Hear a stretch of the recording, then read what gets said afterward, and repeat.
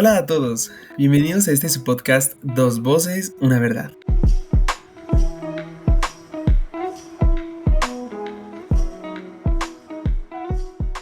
Qué bendición que nos acompañen hoy. En este espacio queremos crecer juntos en la palabra de Dios y hablar de cómo vivir la fe cristiana en lo práctico. Y bueno, seguimos acá en nuestra serie 10 historias de gracia. Y en el episodio de hoy vamos a estar hablando sobre un personaje bellísimo en el Nuevo Testamento, el cual conoció a Jesucristo de una manera preciosa. Así que Angie, dime por favor un contexto sobre este personaje. Bueno, Jos, el día de hoy nos venimos con Jairo, mencionando quién va a ser. ¿Quién era Jairo, Jos? Jairo era un principal de la sinagoga. Nos mencionan esto en Marcos capítulo 5, versículo 22, porque eso es otra cosita. Vamos a estar como en los mismos pasajes, así que hoy no los vamos a hacer andar tanto de buscando versículos por todas partes de la palabra, sino que nos vamos a centrar más como en unos pocos. Y al ser un principal de la sinagoga, se cree que estaba ubicada en Capernaum. Era padre de una niña de 12 años, que ella es básicamente la protagonista de lo que va a acontecer en el milagro que vamos a estar desarrollando más adelante. Aparte de eso, al ser principal de la sinagoga, Jos era un hombre rico y reconocido dentro de la ciudad. Así que tenía un estatus social y religioso importante en esa área. Ahora, no nos hemos olvidado de qué significa su nombre, porque el nombre Jairo significa Él ilumina o Dios ilumina, aunque en griego tenemos que significa alegría o gozo. Bueno, contemos un poquito, Jos, de esas luchas. ¿Qué tienes tú como para iniciar? A ver, ¿cómo vamos a abrir la historia de este hombre? Y es que la historia de Jairo, Angie, comienza con ese hombre sufriendo desesperación. Porque vemos, y quisiera que nos acompañaran a que pudiéramos leer el Evangelio de Marcos, capítulo 5, versículos 21 al 24. Entonces, dice la palabra de Dios, cuando Jesús pasó otra vez en la barca al otro lado, se reunió una gran multitud alrededor de él, así que él se quedó junto al mar.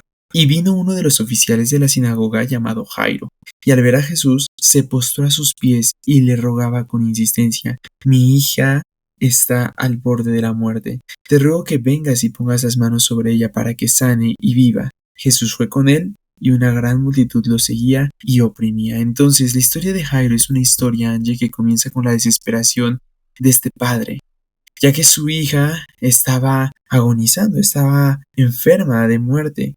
Y entonces así podemos ver cómo Jairo estaba enfrentándose a un momento en el que los medios humanos no estaban de algún modo quizás sufriendo un efecto positivo en la vida de su hija. Jairo ya está desesperado, está buscando a Jesucristo para que pueda ir a su hija, y entonces podemos ver cómo la desesperación se vuelve un instrumento de bendición para la vida de este hombre, ya que en medio de esa desesperación que él está sintiendo es que se acerca al Señor Jesús. Y es así que podemos entender que hay demasiadas circunstancias que nos pueden en algún momento sobrepasar. Yo creo que a ti y a mí nos ha pasado, Angie, que hay tanto que nos rodea, problemas, dificultades, que hay momentos en los que nos vemos superados por todo esto. Nos gustaría de algún modo poder controlar lo que va a suceder, poder controlar las decisiones que se están por tomar, lo que está por acontecer, pero debemos entender que esto es imposible para todos nosotros. Y lo único que podemos hacer es lo mismo que hizo Jairo: descansar en el control de Dios y acercarnos a Él. Porque en nuestras propias fuerzas podemos intentar hacer muchísimas cosas, pero aunque intentemos todo, no siempre va a haber el resultado que nosotros quisiéramos. Así que lo importante acá es poder hacer lo mismo que Jairo: colocar nuestra esperanza en Dios. Saber que en su soberanía estamos seguros y que Cristo tiene el control de todo. Así que hay que ver de qué manera nos estamos acercando a Dios. ¿Acaso estamos buscándolo como nuestra última opción? Porque eso es terrible, ¿no? Cuando tenemos algún problema, alguna circunstancia que viene a afectar nuestras vidas y buscamos a Dios como nuestra última opción. Quizás tenemos problemas en la salud y pues ya buscamos a todos los doctores posibles y pues como no hay nada, pues ya nos acercamos a Dios, ¿no? Pero en realidad debemos de buscarlo como nuestra primera opción, porque todo lo que podamos en algún momento vivir, la única solución está en Él.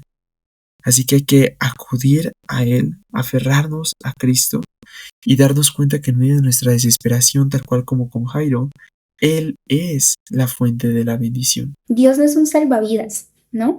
Que tú ves que el salvavidas siempre está ahí como colgadito e ignorado y cuando ya está en momento de peligro, ya es que la gente recurre a, vamos, salvavidas, chalecos, salvavidas, porque entonces nos morimos. Pero mira que cuando Jairo se acerca, él se acerca con algo que notamos y es una súplica insistente.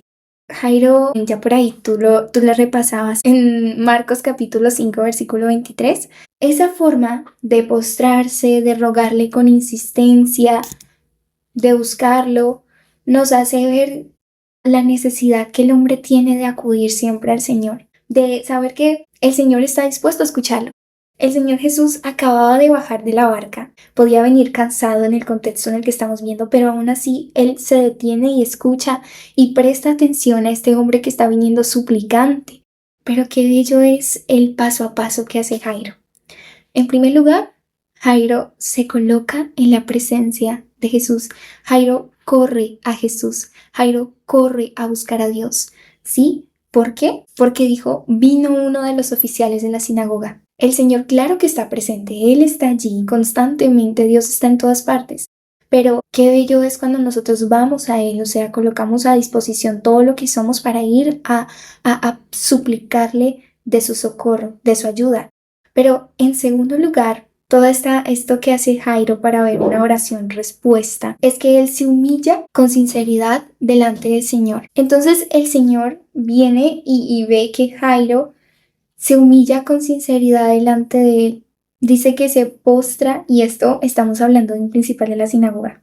Era algo raro, o sea, particular verlo, no era algo normal. Y aparte de eso, como tercer punto, es colocar nuestra petición con un fervor santo. Él dice que ruega con insistencia. Hay muchas partes en la escritura donde el Señor desea que el corazón suplique y suplique, porque nos coloca en una posición correcta nosotros delante de Dios. Pero como última cosa, Él demuestra una confianza total en el poder y la bondad de Jesús, en que el Señor verdaderamente iba a ir. Por eso le dice, ven, te suplico que vengas y entonces coloques tus manos sobre ella. El Señor no está obligado a ir y Dios no está obligado a cumplir todas nuestras peticiones y todos nuestros deseos, porque el Señor hace su voluntad sobre cada una de las cosas. Así que no podemos realmente señalar a Dios. En la voluntad de Dios sí estaba acompañar a Jairo, sí estaba a ir con él. Y nos hace pensar un poco, ojos, en que la historia de Jairo es similar a la de nosotros, porque cuántas oraciones desesperadas nosotros también hemos hecho, cuántos momentos de súplica hemos tenido que tener,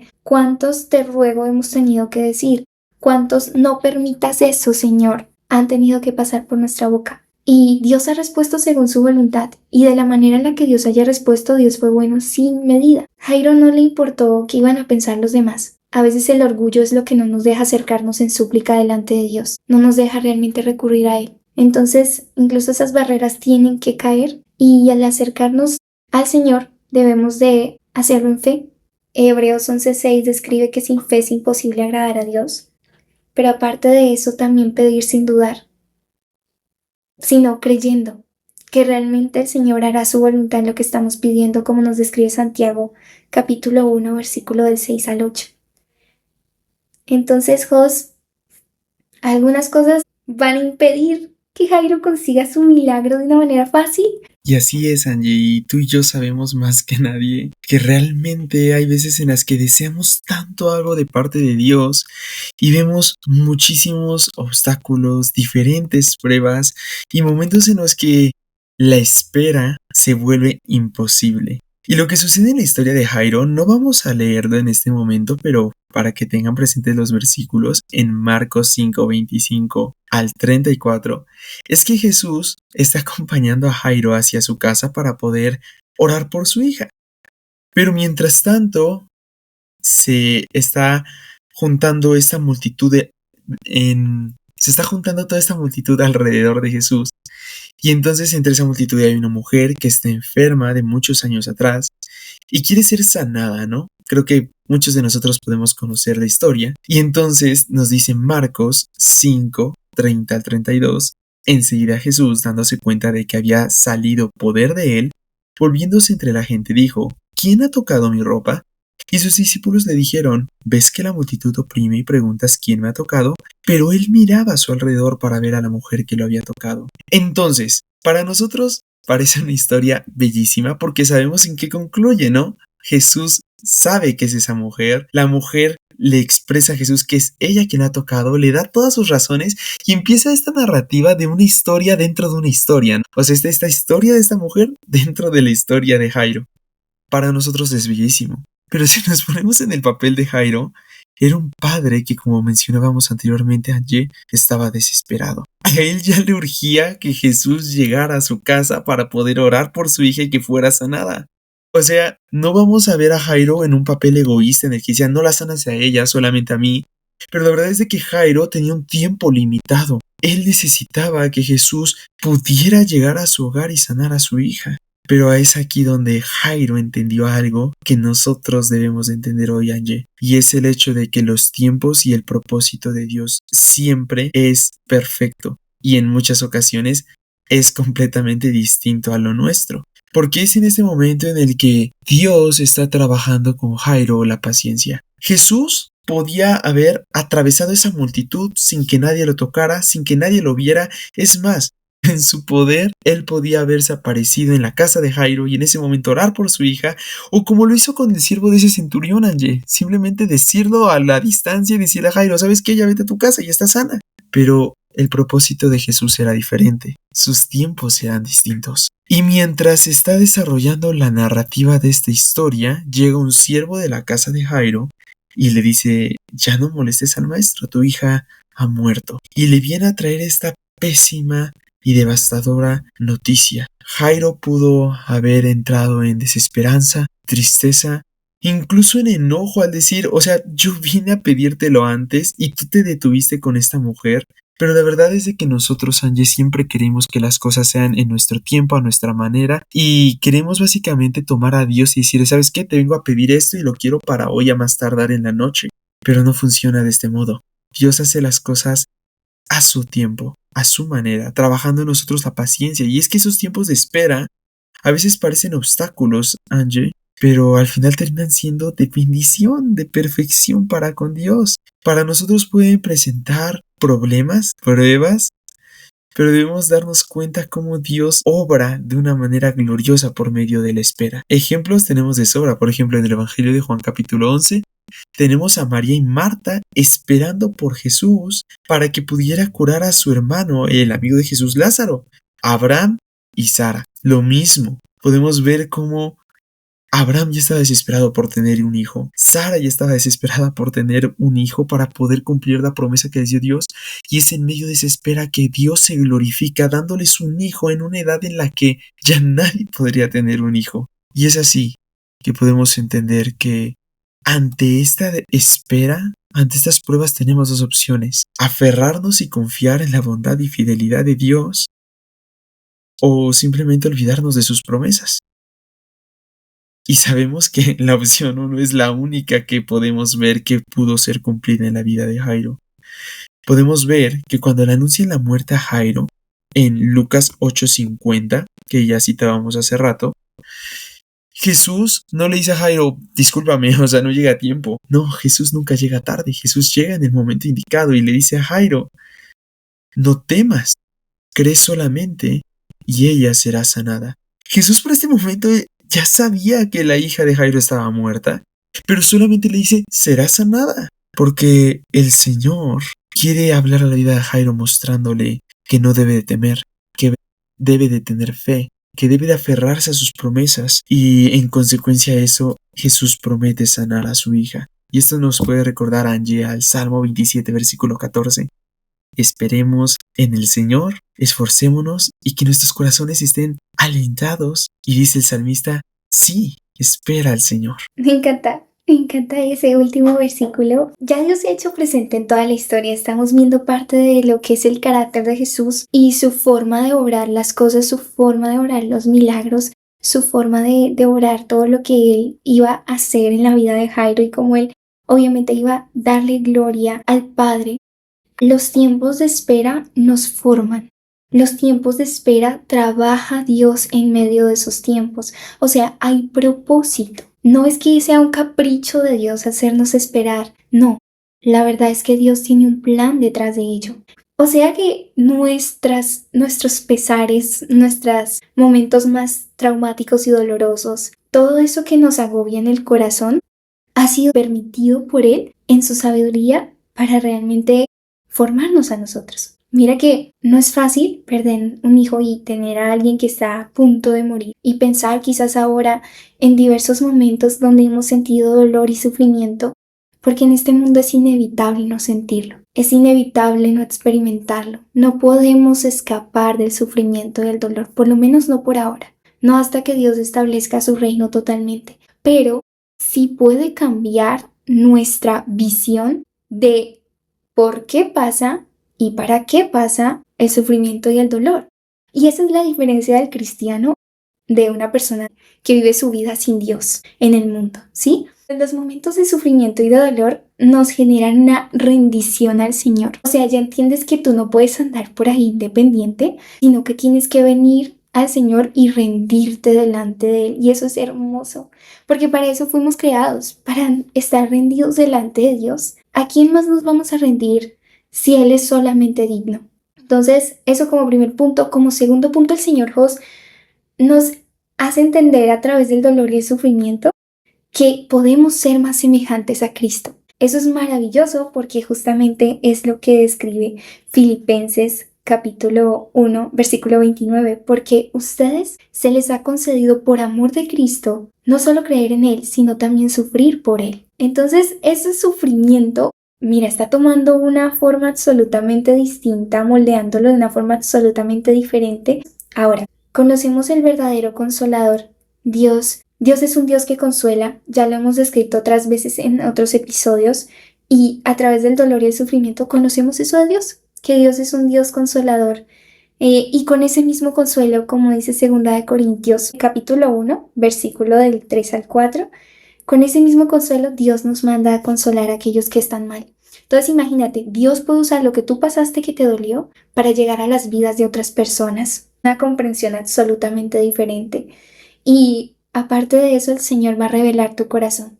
Si un corazón quejumbroso, si un corazón lleno de ira, de disgusto o descontento, cuando tienes que realmente tener un corazón contento, agradecido, gozoso, o sea, tantas cosas bellas Dios puede ir cambiando en ti, en mí, a través del sufrimiento y del dolor. Entonces, Jos, no atravesamos esos momentos dolorosos sin sentido. Dios tiene un plan y yo creo que la persona que esté escuchando y esté pasando por algo difícil puede saber que Dios es hermoso en sus propósitos y sabio en sus maneras de orar. Y eso debe de despertar un consuelo y un descanso en nuestros corazones. Y es algo que nos da alivio, Angie, el poder entender que Dios es ese Dios que no hace las cosas de manera aleatoria, sino que todo lo hace con un propósito. ¿Y qué más pudiéramos enfatizar ahorita respecto a Dios? A mí me encanta meditar al respecto y ver cómo una vez más Dios se muestra de una manera personal para con Jairo y para con su hija. Esto es hermoso y debemos de poder entender que Dios es un Dios que actúa de una manera íntima, de una manera personal. ¿Y por qué lo menciono, Angie? Porque hay veces en las que estamos pensando, todos nosotros, que Dios es un Dios que actúa de manera colectiva. Es decir, Dios no puede hacer algo únicamente por mí, tiene que hacerlo por todos nosotros. O tengo que esperar a que lo haga por los demás para que también pueda hacerlo conmigo. Pero Dios no es de esta manera. Podemos ver en la historia de Jairo cómo Jesús va a la habitación donde está la niña, manda que todos salgan y únicamente quiere dejar ahí a 3 de sus apóstoles, ¿no? A Pedro, Juan y Jacob. Pero mientras tanto, no se dirige hacia Jairo, no se dirige hacia su esposa, es decir, no está hablando directamente con los padres, sino que Jesús toma a la niña de su mano y le dice Talita Cumi, es decir, niña, a ti te digo, levántate. Entonces podemos ver en este bellísimo milagro de Jesús esa intimidad, esa cercanía, esa ternura con la que Dios nos habla y nos lleva hacia Él. En esos momentos silenciosos en los que podemos tener desesperación y angustia como Jairo, Dios obra de una manera personal con nosotros.